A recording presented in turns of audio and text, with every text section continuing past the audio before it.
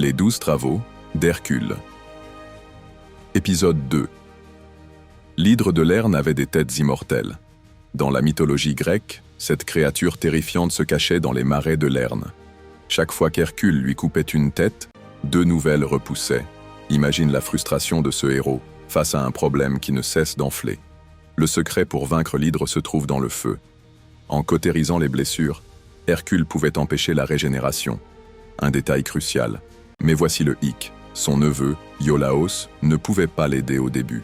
Hercule devait faire face à l'hydre seul, renforçant l'idée que la lutte contre un problème peut être solitaire et accablante. Au fur et à mesure de la bataille, chaque succès semblait anéanti par une nouvelle difficulté. Mais cette lutte était aussi un moyen de prouver sa valeur.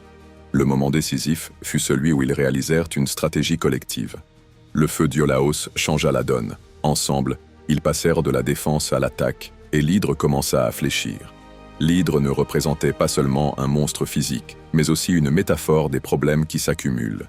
Quand un problème est résolu, un autre peut surgir. La victoire d'Hercule ne fut pas qu'une simple réussite, c'était une leçon. Parfois, un soutien extérieur et une stratégie révisée sont la clé pour surmonter les obstacles.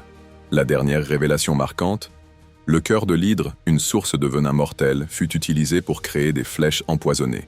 Parfois, les plus grands défis deviennent des ressources. L'hydre de Lerne nous rappelle que chaque problème peut en cacher d'autres, mais c'est la manière dont on les affronte qui détermine notre succès.